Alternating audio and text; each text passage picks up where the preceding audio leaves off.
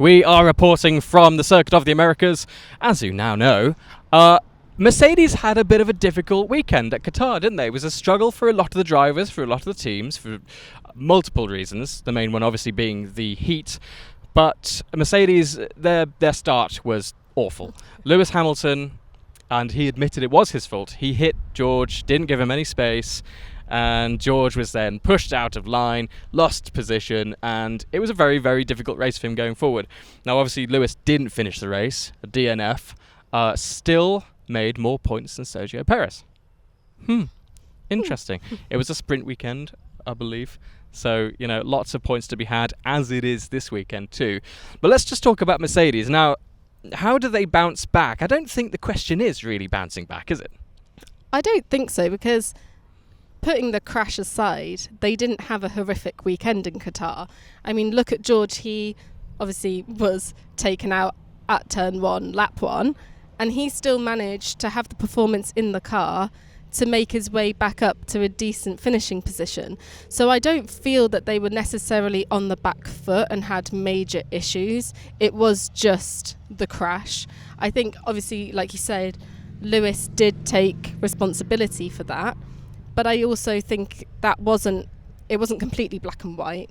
The team has said prior to the race that the decision was that Lewis would go for the overtake of Max at corner 1. They were on different tyre strategies. Yeah, Lewis started on softs, George was on mediums, so obviously Lewis had a better start. Yeah, and it looked like he was going to take Max on that first corner. It did. He had pace. It was almost a really, really good start. Almost. And then obviously he didn't realise that George, he basically just sandwiched George in, and it was game over for Lewis. But yeah, I don't think it's really a conversation of what they need to do and find within the W14 to bounce back. No, it's just don't make a mistake. It's purely don't crash. Make sure you're looking in your mirrors. Now, obviously, these new regulation cars they're massive, aren't they? There's very little visibility around the cars. These days, when a driver does hit someone else, you can give them a little bit of leeway.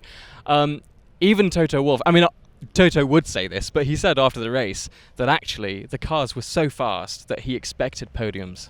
And that's interesting. For them. Yes. So the thing we need to know about Mercedes is that they run quite a soft suspension setup, and that's actually why George Russell wasn't doing so well at the beginning of the year, because he was testing a harder suspension setup, more aerodynamic downforce, and therefore more aerodynamic grip, less actual physical grip or mechanical grip from the car. Now, Qatar is really interesting because the tarmac is very bumpy, and that's because of a lot of subsidence around this area.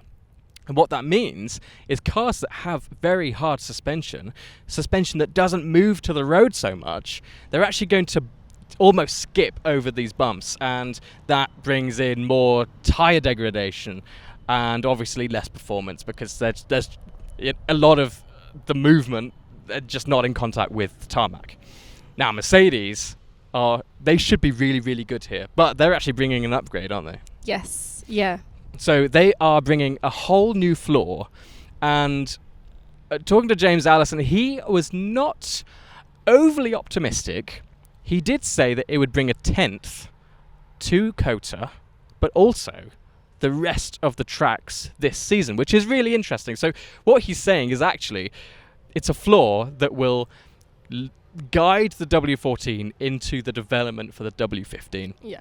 They're going to learn what they can from this floor, give them a little bit of a performance boost. He says really it'll not only increase downforce, but also decrease the slight amount of remaining porpoising that the cars are showing right now. And I think if you look closely, I think a lot of the cars are still porpoising. But interesting for Mercedes. I'm very, very excited to see what happens. But like you said, I think the main objective for the drivers is not to hit each other.